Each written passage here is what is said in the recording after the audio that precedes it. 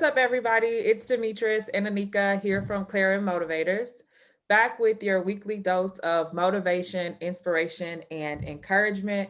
And the topic for this week is something that I think a lot of women need motivation, inspiration, and encouragement about, and that is balancing career, life, and motherhood. So before we jump into that topic, I'm going to allow each of the ladies to introduce themselves. We have a special guest this week. And so I'll start off just to give the background. I am Demetrice, and I'm an attorney. I have a full time career as an attorney, and I also own a business as a life coach and a motivational speaker. And I have two children, a 5 year old and a 3 year old. And so the reason why we wanted to talk about this topic is because, y'all, that's a lot. It's a lot. And I know a lot of women are out juggling the same thing. And so, Anika, tell us about yourself, what you do, and your children. Yes, so I am Anika. I am a family medicine physician. Work full time as a family medicine physician. I am actually transitioning from one role to another at the moment, with a 14-year-old son and a 12-year-old daughter. So I've gone through my whole medical training with kids. Yes. And our special guest this week is Miss Tralyn. Can you tell them about yourself, what you do, and how old your children are? Yes. So my name is Tralyn. I'm a mother of three. I have a 14-year-old, a 13-year-old, and a 1-year-old. I do work a full. I know that's like whenever I tell people that, they're like, "What?" Right. So I do have a. They do. I do have a full-time job. So I work 7:30 to 4:30. And then I also started a side hustle. One of my dreams was to become a boutique owner, and I launched in December of 2020. So I'm trying to balance it all out, and I'm also married. So, And I was just about to say, we did our intros and left out the fact that we all have husbands as well. But you still, even with the spouse, you still have different feelings of guilt and stuff like that that we deal with as women. And so we thought it was important to connect to talk about some of the challenges that we're facing, and the challenges that many of you watching this video have faced or are currently facing. But before we jump into that topic, I want to do our weekly What Would Motivate You Most? So I am going to pick a question out of our cup, and then y'all tell me what would motivate you most right now. Would it be going without the internet for a week or without your phone for a week?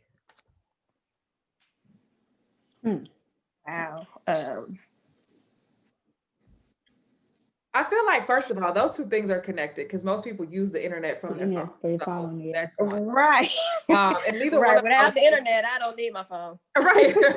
Neither one of those seems very motivational. But if I had to pick one just to kind of debrief and decompose, I would go without the internet for a week. I'll keep my phone so that I can still talk to people. But I think disconnecting from social media sometimes, disconnecting from all of the noise that the internet can bring can be helpful. And so I think I could do a week of just like, I don't want to hear what anybody else thinks about anything else. I'm going to just sit here and be in my own thoughts for a week.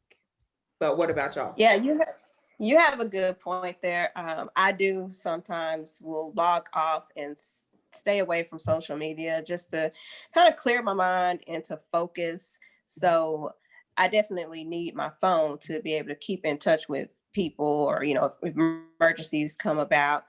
So I could definitely do without the internet. That's what will motivate me, because I don't always have to log into social media or see what's happening as far as the news. So I can disconnect from that for a while. My question, I just thought about something though, because I use Amazon Prime like nobody's business. And that actually helps For a me week. in motherhood because I'll be like, oh, I forgot so and so. Back in the day, our moms had to load us up in the car and run to the store, but we don't do that anymore. I just get on Amazon and it's at my house the next day. So I'm going to qualify this with like, I want to lose the internet Nah. for a week, I need to keep my Amazon. No. No, you just have to make a trip to the store. No, I'm one of these new age mamas. So I'm gonna go ahead, since you all both set the phone, I'm just gonna go ahead and say I'm gonna do it out my phone for a week. I think about the internet, and there's been some times where the power went down and our internet box fried when the power came back on. And so you ever see 4 people inside of a house bored to death because it doesn't work. If the internet doesn't work, then our smart TV doesn't, it's not so smart. And so I'm gonna say you can have my phone, I'll keep my internet so that everybody can keep their sanity, and then I'll just email everybody until I get my phone. Oh, that's smart. You can just still talk to people that need. I'm gonna say, excuse me, I need to tell you about the chicken strips I ate for lunch. So you just send me an email, we can communicate. Yeah, I'll send you an email. Oh, we can just Zoom, because it didn't say anything about talking on the phone. I could just Zoom you over my internet. So I'm gonna go ahead and have my phone. That's true. Okay, I like it. I'm okay with that. Okay, so we each are kind of in different phases. Anika says she had a 14-year-old and a 12-year-old. Tralyn has a 13, 12-year-old and a 1-year-old. And then I have a 5-year-old. 14, 13. Oh yeah, 14, 13, and then 1. Right. And then each have jobs and then are also doing entrepreneurship on the side. So given that mouthful, what are some of the challenges? I'll start with you, Anika. What are some challenges that you faced trying to balance all that comes with being a wife, being a mother, having a job, doing stuff on the side, and then also taking care of yourself as a woman?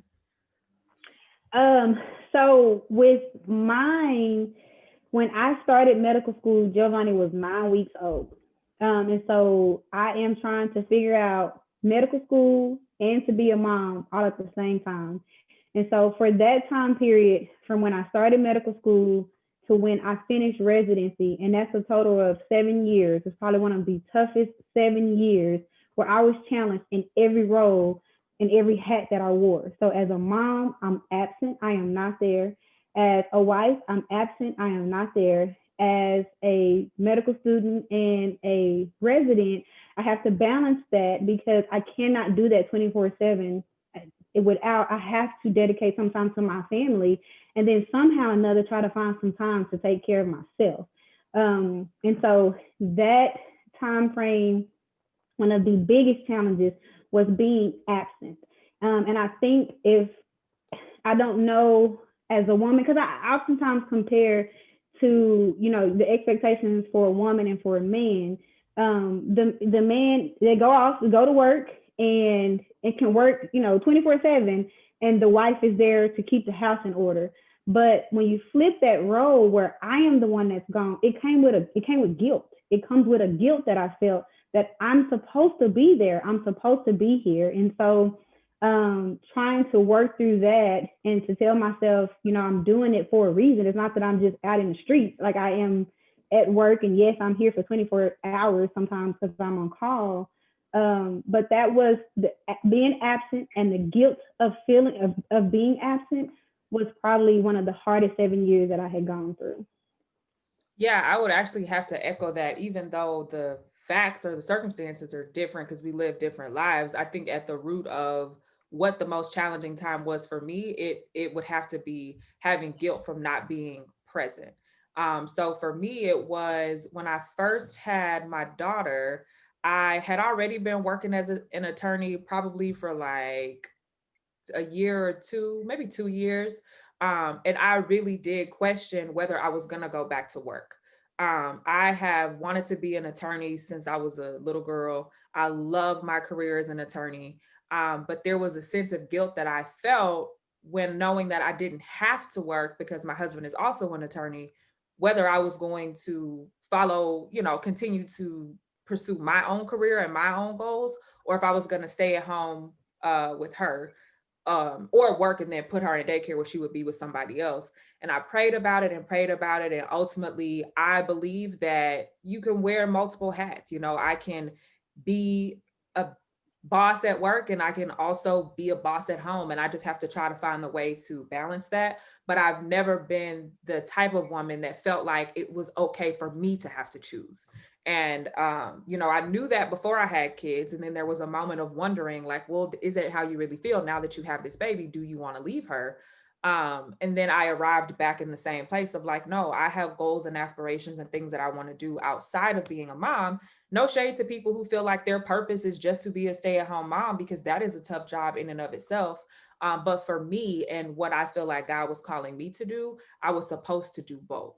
And then I was okay for a while. Obviously, you have the challenges of, like, for example, I breastfed both of my kids for a year.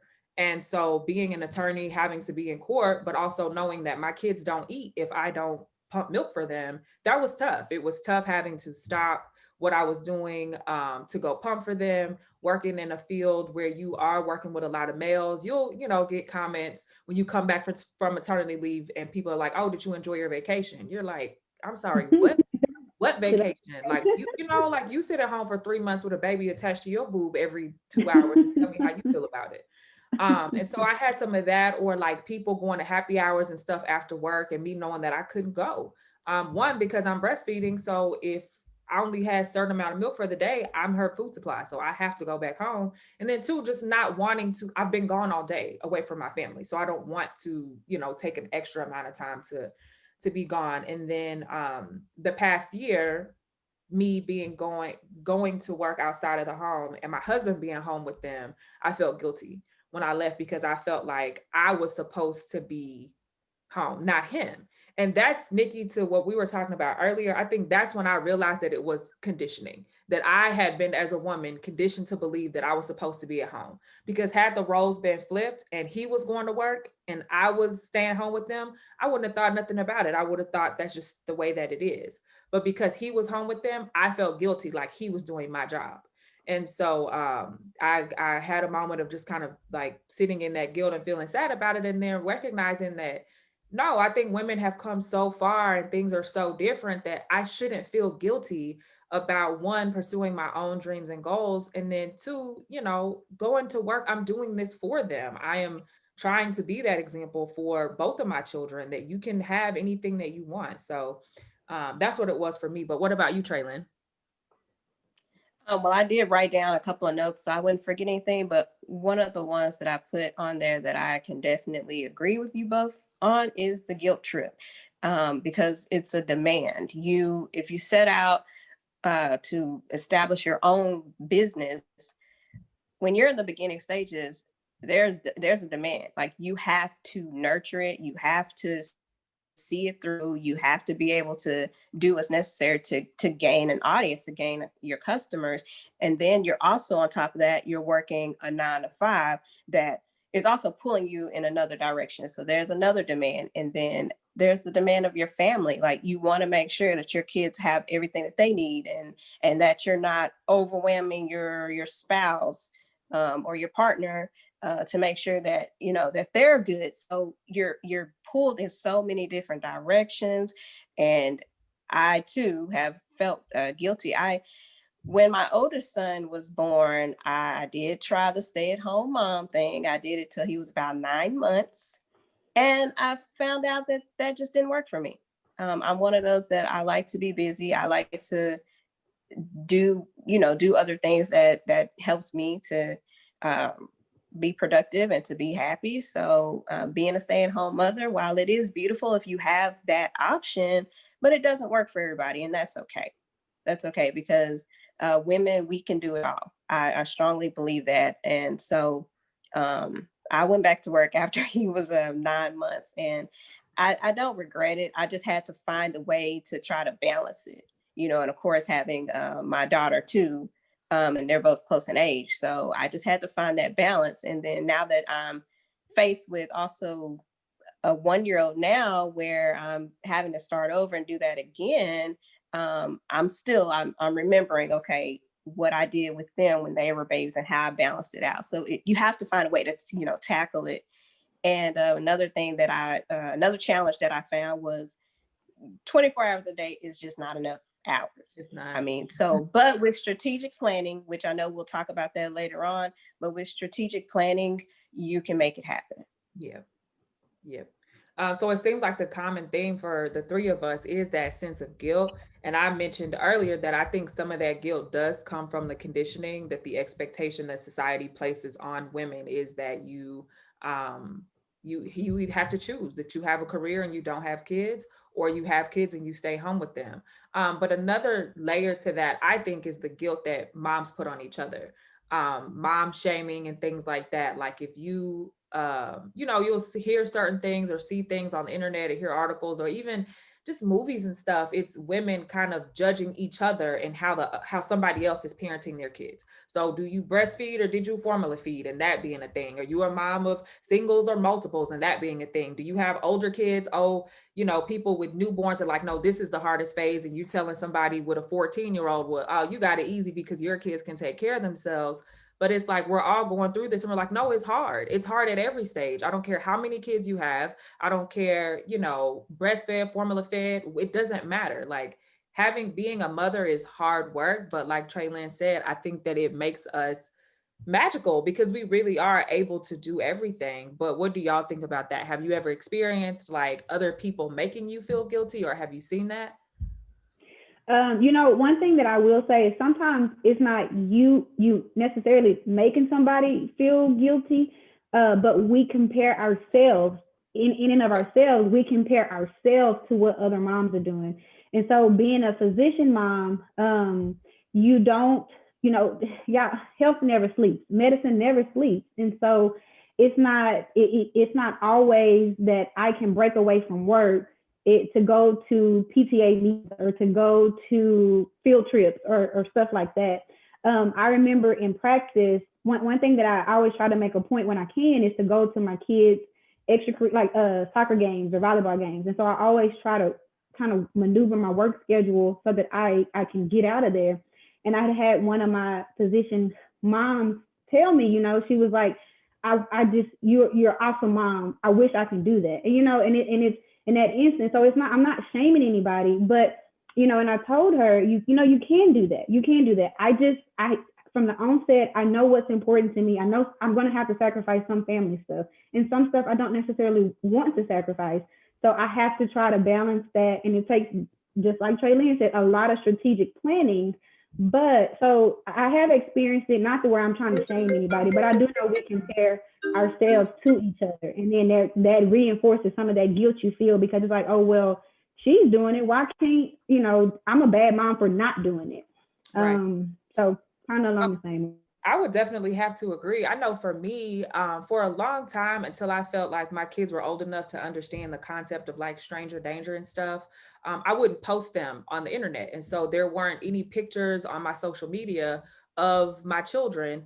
And for people who would just see me at work in court and we never really had a conversation, a lot of people assumed that I didn't have kids. And so I was talking to this lady one time and she ended up sending me an email. And I said something about, I'm going to have to leave early. I have to take my son to the doctor. And she was like, you have kids? Oh my God. Like, you come in here, you're dressed nice. You got a full beat on. And I didn't even know you had kids. The same concept. I wish I could do that. I'm out here looking crazy. And I told her, like, I just chose. Nikki, you've been knowing me since I was a kid. I've been a full beat since I was 12. So it's like, that's something that's important to me. So I make sure, that regardless, I will wake up at 4 a.m. to make sure that, I look the way that I'm comfortable with, but I'm watching her guilt herself because she's showing up with a hair in a wet bun and, milk stain on her shirt. I'm like, girl, you got up today and you're here, right? Like, that may not be, you chose, how you're living your life, and I've chosen mine, but don't feel guilty or look at some other mom and be like, oh, well, she's killing it. And you're just looking at it from the outside looking in. Yeah.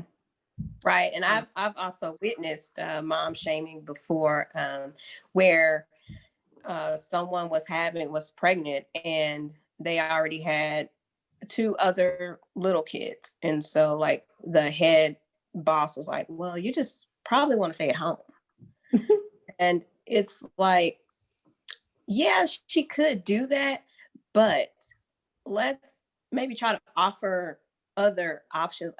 Let's offer other and some more advice other than just staying at home, because like I said before, I tried that with my son. It didn't work for me. So some women don't want to be at home, Right. day in and day out with their baby. So rather than us just saying, well, you just need to go home, be a mom, you got all these kids, that's what you need to go do.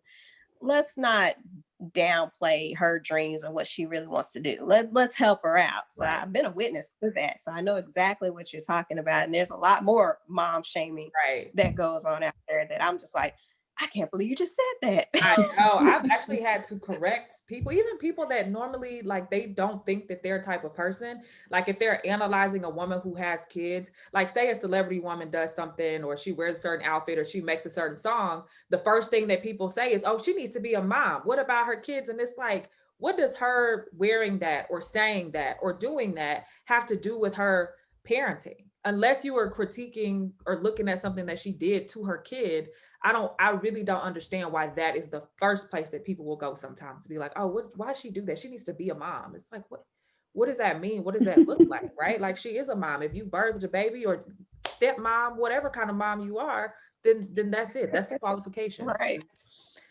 So I know for me, you kind of feel like you start figuring it out and you have your routine and everything. And then the pandemic happened and everybody's lives kind of were upended. And so have y'all faced any additional challenges in the past year with trying to balance motherhood and work and everything that's been going on as far as the pandemic?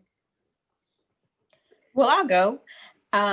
When it happened back in March of last year, both me and my children, my two oldest, we started working and learning from home. And I had to help them. And then I also had to adjust from working from home, because you think, oh, working from home, oh, that sounds like a dream. That's great. That's nice. And I'm not complaining today, but it took steps for me to adjust and get used to that, because I didn't have that adult conversation, interactions. I was here by myself. And other than us doing Zoom meetings, or texting each other, I had a lot of quiet time, and also just helping my children adjust to that, because they're at home. They're like, oh, okay, I'm at home. They get extra comfortable. And I'm like, you wouldn't do this if you were sitting in a classroom. So I had to monitor that while trying to work a full-time job. And I know people say, oh, well, you have two teenagers. They should have figured out, or they should know. And for the most part, they do. For the most part, they're more independent, of course, than my 1-year-old, or than someone that has a toddler or kindergartner that's learning from home. Of course, they should know better, right? But you still have to monitor them, because I have to make sure that they're not back there taking a nap. Yeah. I have to make sure that I have to make sure you log into your Zoom meetings on time. Right. You do your check-ins, because it's different. They have a different way of taking the role, so they don't get counted absent. So I had to adjust to that, and that's how that pandemic. It added one more thing to my list. Right. For me, it was more so than just a mother, but the whole thing, like being a wife and being a mother, like all of it kind of looked different than it had in the years previous. And so my husband's worked from home, so he was home with the kids all day. And so whenever I got home, it was like I have had, because I still have to go to work, justice system has not slowed down. And so I've had, a busy day at work, but then when I come home, I am now full-time mom, right? Like he's like, okay, I've been with the kids all day, so I'm going in another room because I need to do work. And so typically, before the pandemic, you work, you come home, you kind of have dinner, everybody's kind of unwinding, but that went away. So it was like, I'm full-time in this role, at this point. And then when I get home, I'm full-time mom and I haven't had a second to sit down. So I'm cooking dinner, I'm playing with them, I'm, making sure they had some kind of artwork or did something, learn some letters or something that day. And so it was just being very, very tired. And then, me adding my own extra thing to my plate in terms of starting a business, which Tralyn, I know you did the same thing in terms of starting a business in a pandemic. And so it was like just trying to juggle, okay, I feel like God is calling me to do something that I need to do, but now is probably not the best time because of everything that's going on, as far as everybody's schedule being messed up. But I feel like I am being told to do this now. So I'm going to listen and I'm going to do it now. but it really was, and then too, just watching my kids' life go differently. They were in school and then they weren't. And so it was, trying to make sure that everything was still being taken care of. So for me, there's two things where it kind of had to readjust. One of them is, I don't mean to make it sound funny, but I am a neat person, and so now everybody is at home except me. So I was going off to work, and normally when I come back home, everything that you left it that morning is in the place where it was until now we get back home and now our house is lived in. But I would walk in and it is stuff everywhere because they're all home, and so just kind of readjusting and saying, oh my gosh, like you said, Tralyn, one more thing on my plate. I don't clean up on Tuesday afternoon. I clean up on Saturday morning. So why do I have stuff every single where? So I'm telling folks, get up, get your shoes, come on now. And so, like I say, to some that may not matter as much, but to me in my little space, it was driving me crazy. And then the second thing is with the kids is isolation. That has been my biggest thorn the whole pandemic, is because fortunately, because not everybody, even when you wanted to keep your kids home, not everybody has been able to. We've been able to keep the kids home, but it's a balancing act to say, well, am I doing the right thing? They are doing okay school-wise, but dad and I are a poor substitution for a social life. Even though as cool as I think I may be, I am a poor substitution to my 14-year-old son and my 12-year-old daughter's social circle. And so it has been a balancing act of trying to, am I doing what's right for them in the long run? Because I have seen them so isolated for the past year, and who knows what this year will even look like. But that's been two struggles that were not there prior to 2020.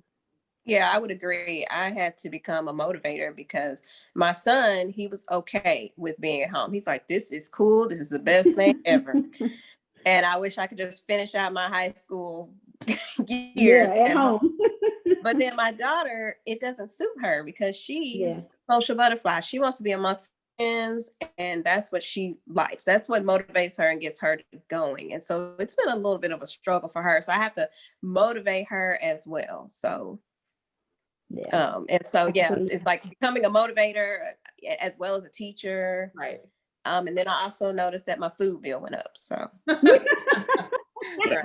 It's like go from doing like one thing at a time and having that planning to be able to do like one thing at a time to suddenly being thrust into doing everything all at the same time. Like I'm the driver, I'm the teacher, I'm the chef, I'm the everything all, in this one moment. So it's been a lot. So how have you, not just in the pandemic, but just in life in general, because I think a lot of times something's going to have to give, right? You're getting pulled in the direction for work, or you're getting pulled in the direction of motherhood. You have a spouse and you have to take care of yourself. There are different points where there's going to be give and take. So how have you all prioritized your relationship with your spouse, given that you're balancing work and entrepreneurship and motherhood? I'll go. So with Gavino and I, like I had mentioned at the onset, the first 7 years of my training, the 4 years of medical school, the 3 years of residency was tough. It was tough on us individually. It was tough on us as a couple. It was tough on us as parents. And I don't think that we realized how tough it was until we were no longer in that situation, until it was all said and done.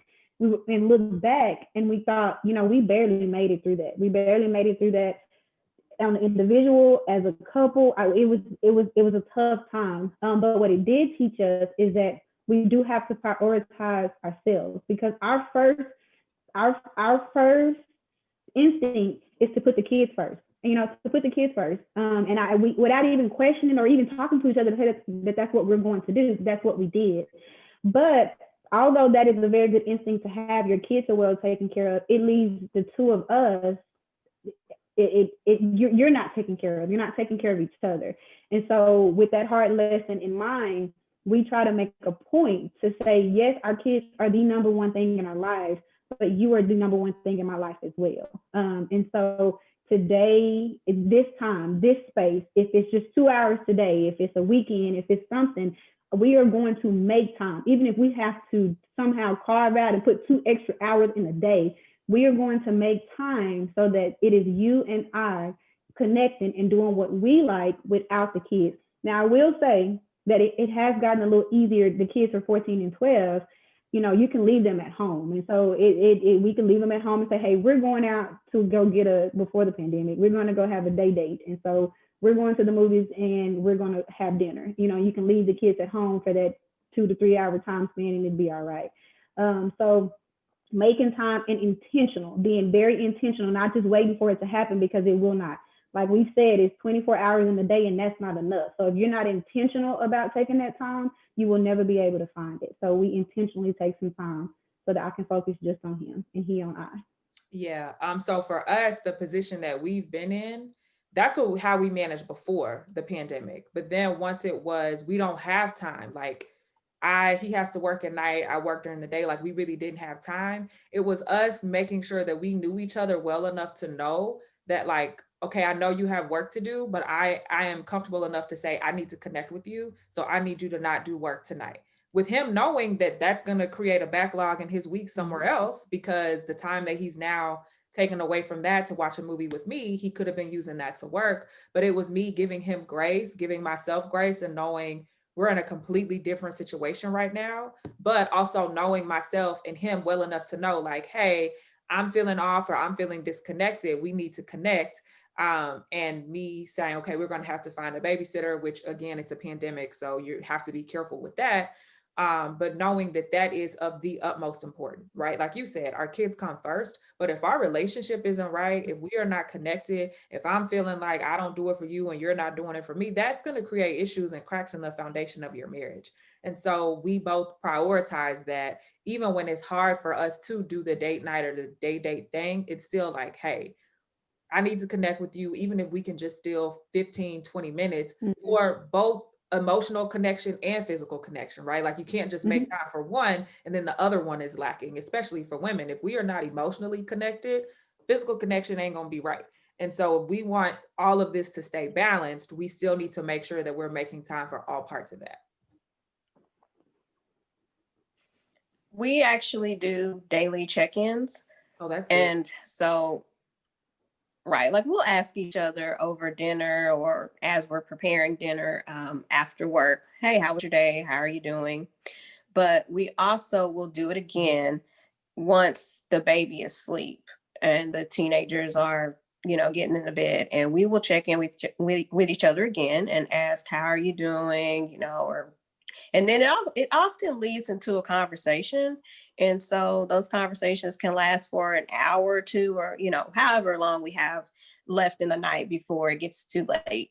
And that's just our way of showing each other like, hey, I'm still here, still love you, still care for you, even though during the day we're pulled in different directions, but we still make it a point to check in with each other once the kids are in bed, so that way we can really focus in on each other, like, how are you doing, and like I say, we'll just start talking about just some random stuff and just make like a whole discussion about it. We actually also recently purchased an inexpensive TV, and we put it in the garage, and we wanted to put it on the patio, but still thinking that through.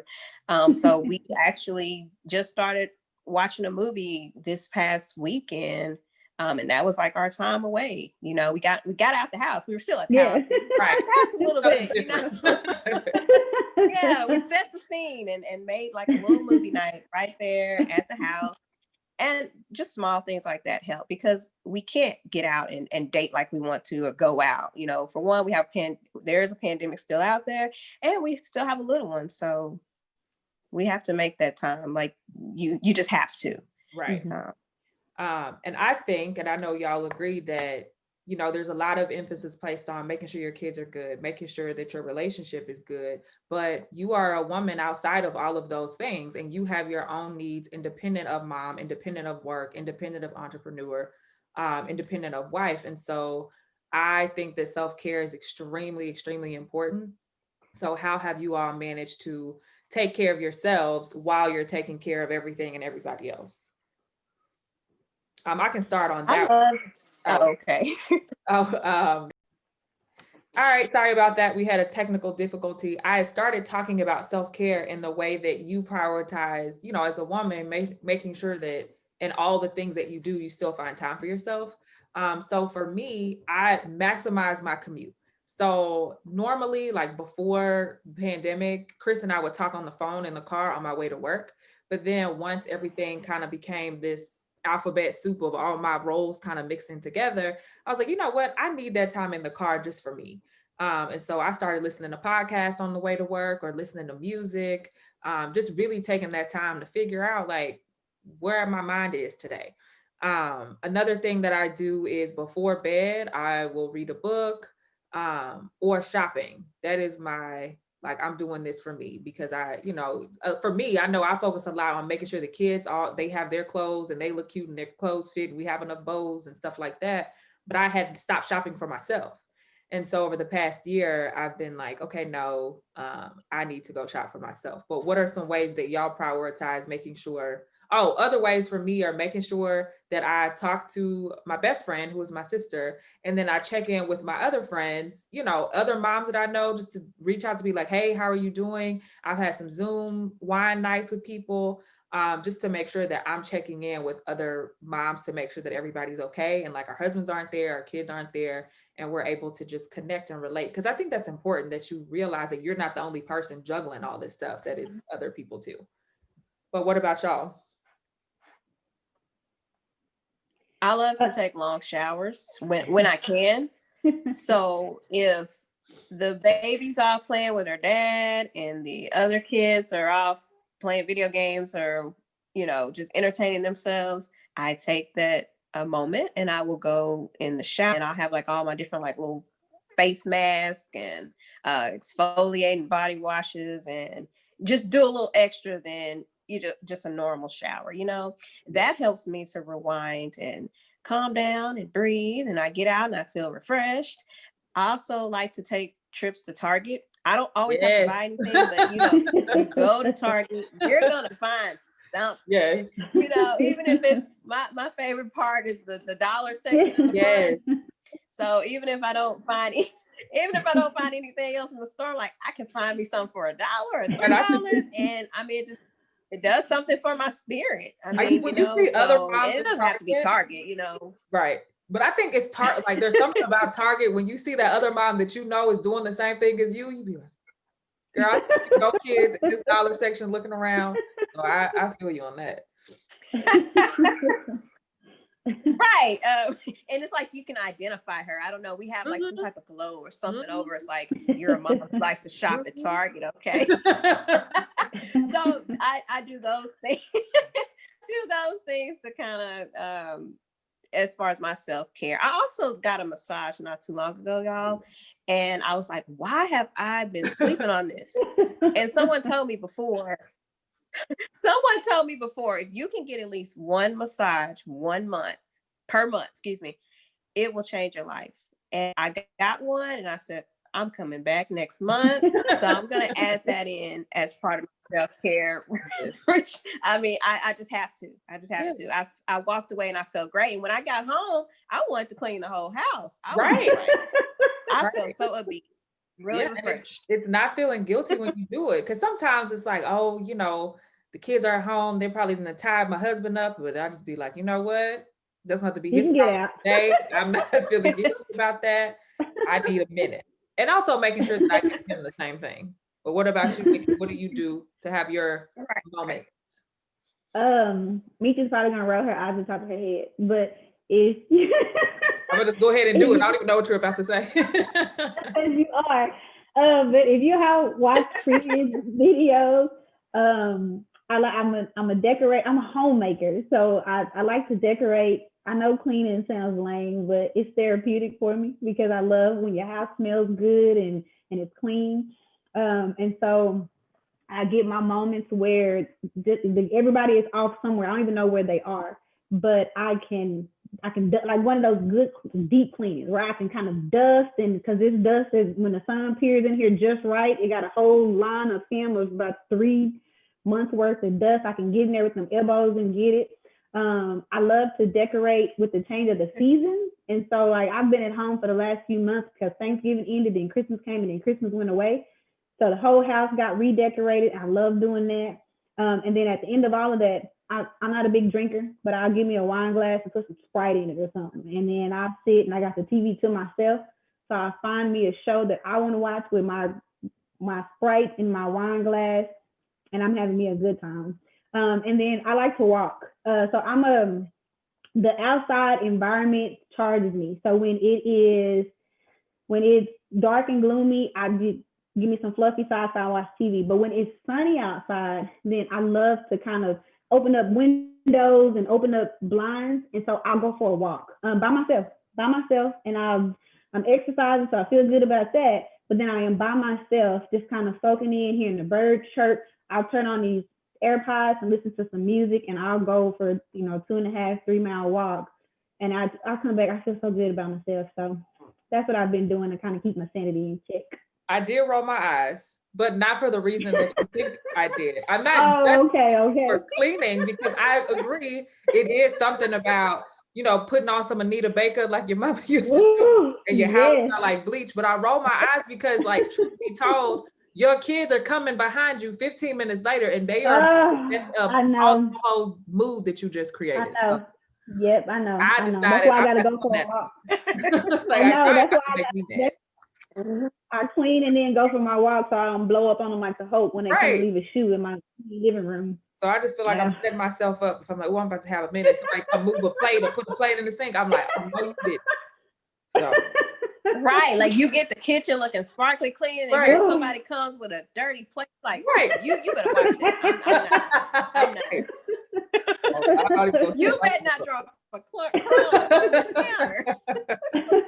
But y'all know what I've done, because I do like to clean, and it's a form of myself cleaning. We got 24-hour rule. For 24 hours, this must look like this. So shoe you just took off, you must take the shoe. So 24 hours is all I get, but at least I feel like that day I conquered the world, and the next day it looks the same. But I get 24 hours of done clutter. Well, I'm glad you get your 24 hours.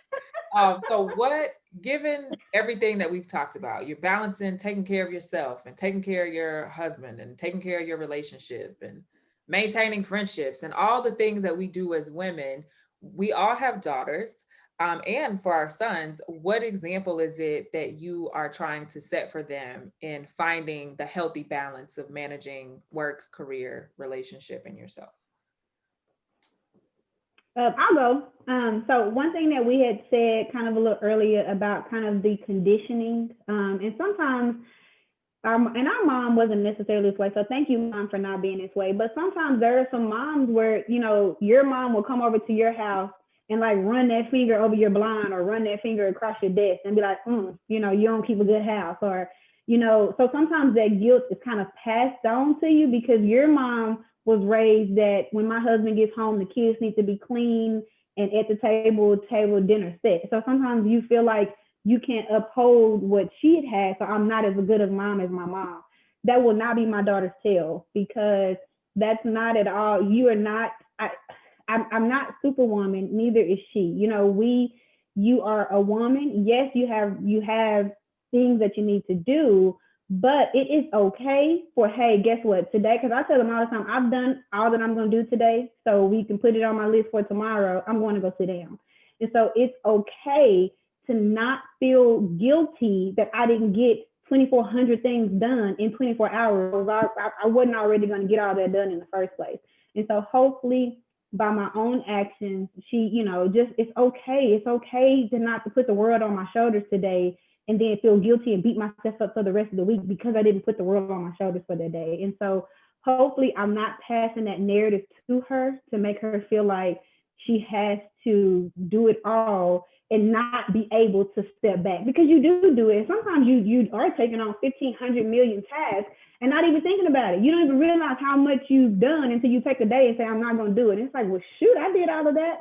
So you sometimes you do without knowing, but I do want her to know that it's okay if I'm not taking on the world today. If my cape is going to be resting over on the in the closet, it's all right to put it up sometime. Yeah, And I think too, and I always Right. say this when you say that I'm not superwoman, I'm like, but you are though. You just superwoman who took her cape off for a second.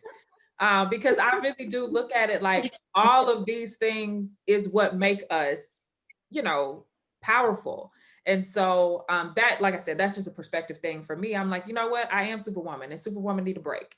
So for me, it's the same, like making sure that I don't set unrealistic expectations for my own daughter, that she's not looking at me. And then when she becomes a mom or a wife one day, if she chooses to, that she, you know, is like, well, my mom, everything was perfect and she's putting this pressure on herself. It is me showing her this. Like I have these conversations in front of her. She's only 5, but you know, just to already start setting that tone. We use house cleaners every 2-3 weeks. I have house cleaners come because I want her to know, like, look, I wasn't keeping this house clean by myself. I had help. There are days when I don't cook, when I go get, you know, food, and that's Mm-hmm. okay. And so just really setting realistic expectations for her, not to be too hard on herself. And the same thing for my son. I dare you not tell any woman how she should or should not be a wife and a mother, right? Like you don't say, well, my mom works, so I want you to work, right? Like if you marry someone, a woman who wants to be a stay-at-home mom, she gets to make her own choices. Y'all get to decide for yourselves what works for you. Or if you want a woman that you say, you know, my mom worked and my mom took care of us and my mom did all these things, so that's what I'm looking for, that's great too. But for them to look at me, to look at our relationship and to really understand that they don't have to choose, that you can do it all, that it's going to require some help and strategic planning, like Tralyn said, but you can really have the life that you want if you put in the work to design it that way. What about you, Tralyn? Right. I think that both of you summed it up by saying or by showing that with your daughters, they get to see perfections. You know, they get to see mommy. Some days mommy just wants to rest, and mama can't tend to everything. Mama has to call on dad to do this, mama has to call on brother to do this. And I think that's perfectly fine, because that shows them, you know, realistically how life is, not what you see on TV. Because you're not gonna all it's not gonna always go how you want it to go. And those moments where you need to call on for help, you should be okay and fine with that decision. Like, yes, I needed help today. I could not handle it. Right. But showing them that, you know, when after a long day's work, you pay back by taking a long shower, by going to Target, by cleaning up and having your 24 hours. You kind of show her, you show her that it is okay. You can still do it all, but sometimes you have to pull back, and it's not going to be perfect every day. And that's fine. And that's the beauty of it. So I want to show my children, I want to show them my journey. Just, you know, yes, mom does have this on her plate, but mom is also, she's also doing something that she's always dreamed of doing, and she's seeing it through. And so that's very important to me. And so I bring them along for the journey, and I explain and talk to them about things along the way, because I want them to see that, and I want to be able to set that example for them. It's very important that I show them the good, the bad, the ugly, show them all. Right. And I think that is such an important piece, what you said, Tralyn, that you actually show them the behind the curtain. You know, because I feel like, especially the way that we grew up in the generation that we did, it was, you know, your parents kind of kept a mask on of like not really letting you into their behind the scenes. And obviously you have to taper it because they are children. But it is showing them that I'm not perfect. I have flaws. I've made mistakes, so that when they go through life and they start to develop their own flaws and they make their own mistakes, they know that mom, you know, mom made mistakes too, and it's okay, and we'll, you know, we'll all figure it out together. We've already talked about the expectation that we have to parent like we don't have a job, and then have a job like we don't have kids, and how we balance all that. Um, I brought this up earlier, just saying that I know a struggle that a lot of women have is still maintaining their wardrobe and their fashion and keeping their sexy after becoming a mom and juggling all this stuff. And Tralyn started a boutique to help women keep it alive, keep it, you know, keep yourself looking nice without spending all your money. So can you tell us the name of your business, how it came about, and let people know where they can find you so they can go buy some cute pieces? Yes. So my boutique is called Frugal Chic, and chic is spelled Chique. And basically, how it came about, I had this plan, this dream, gosh, about 10 years ago. So it wasn't new, but it just took me time to get there. But better late than never, right? So I actually wanted to open up an actual front, and that just didn't happen. But it's gonna happen. That's one of my goals. I'm claiming it today. It's gonna happen. And so yeah, so back in 2019, after I had our daughter, I also had a health scare. After that, I had eclampsia, and that was pretty scary. I'd never been hospitalized for anything serious. And so after that, after I recovered and went through that, it's almost like God was just talking to me, like how you were saying earlier, Demetrice. God put it on you, and now it won't leave, and it's not leaving for some reason. He's telling you to seek it. Right. And so he kept talking to me, and I just said, okay, 2020, I'm gonna do it. So 2020 got here, and yes, we were dealing with the pandemic, which I didn't know we would be dealing with a pandemic. So it got pushed back, and so my goal was, I was like, I'm still gonna do it 2020. It happened December 2020, but hey, it You did it happened. in 2020. So basically, Yeah. hey, so I I personally pick out pieces that I feel like that will make a woman feel beautiful, whether you're a mother or you don't have to be a mother. But for the ones that don't have kids, I'm sure you still wear plenty of hats, because we just do. We're bosses, we're teachers, we're mothers, we're cooks, we're painters, we're whatever. And so we're doing it all. And so the pieces that I pick are strategically for you to not have to spend so much time looking great. I mean, just pick something, put it on, and instantly you are feeling chic without breaking the bank. And so you can follow me on Facebook or IG, and it's Frugal Chic, and my website is frugalchic.com. Yes, and I would encourage everyone Awesome. to, at the end of this video, hop off, go over to Frugal Chic, check out the pieces. They are gorgeous. Absolutely love them. I'm gonna have to re-up soon. I bought something. My husband loved it. It was clothes. It was not lingerie. It's clothes. It's an outfit. But it's beautiful, and I agree with what she said. It's like you put it on, and the pieces that she picks, like instantly, it's one of those. I was frumpy, and then I put this on, and all of a sudden, I'm Beyonce, child. So y'all go over there and check out the pieces, because they are Right. So what tips do y'all have for other mothers? And I actually do have new arrivals coming. So Okay, cool. I'm also working on new arrivals. So coming soon. Okay. So what tips do y'all have? We've shared a little bit. Tralyn started us off with the strategic planning. What tips do y'all have for people who are juggling all of the things that we juggle? What are some ways that you can make life a little easier? For me, I would say definitely having a routine. That has helped me a lot. I've found that whenever we didn't have one, that things were a little more chaotic. But if I have a schedule of like, this is what time I wake them up, this is what time they get breakfast, this is what time they get a snack, this time is my me time, this time is date night time. Putting all of the things that I have to do in categories and setting a time for them has made my life easier. But what tips do y'all have?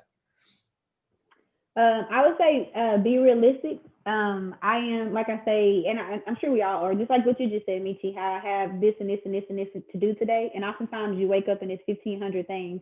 So out of that 1,500 things, I prioritize, what do I really need to get done today? What do I need to get done? What am I going to do? So today I got 1,500 things. I'm going to choose 10 off of here, and I'm going to get those done. That it helps you so that at the end of that day, once I'm done and ready to unwind, I feel accomplished because I set out and I did what I said I was going to do. Yes, some things are going to go undone. Let go of that. I will, God willing, I'll pick up and I'll do my notes again the next day and figure out what I'm going to do that day. So I categorize what I'm going to do. I'm realistic about what I can do. And then I sit down with my Sprite and my wine at the end of the night because I'm like, go mom, I got them all done. Right. Tralyn, what about you? Yeah, and just to add on what you just said, yes, categorize and each day what I need to do. And I also write it down. It helps me to visualize it. And as I get done, I scratch it off the list, go to the next one, scratch off the list. And it helps me to see like, okay, I got some things accomplished. Right. And it helps me to kind of keep that, keep that motivation going. Like, okay, I'm doing this, I'm doing it. And it helps me. And I also want to take it old school. I know it may not be popular with some people, but it doesn't hurt to get a planner. They have some really cute ones out there, and that helps. A lot of times we want to use our phone for everything, but what if that phone crashes? So, so just to have a backup, like use a planner and write it down too as well, and that can help you plan out like your weeks and your months. And also to get organized, it helps to get organized. Period. And if you're not organized, then you will notice how clustered and how your mind is just all over the place. So to help get organized, get your planner, write down your task for the day, mark it off. All that helps me. Yes. And I would just add two more. I have to get help, have help, rely on the help that you do have. I have seen some people where mom is doing everything and dad is somewhere, who knows what. And so just get help, know that, like Anika said, you don't have to do everything by yourself. And it is speaking up for yourself and knowing like, hey, I need you to help me. My husband is a huge help. It's not like he's watching his own kids. Like, no, these are your kids too. And it is just as much as your responsibility as it is mine to make sure that our household is running smoothly.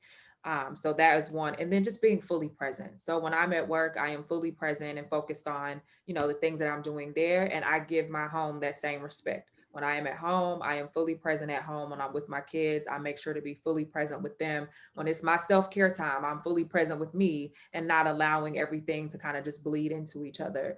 And so that's been the way that I've managed motherhood and career and entrepreneurship and all of these other things. Do y'all have anything else to add?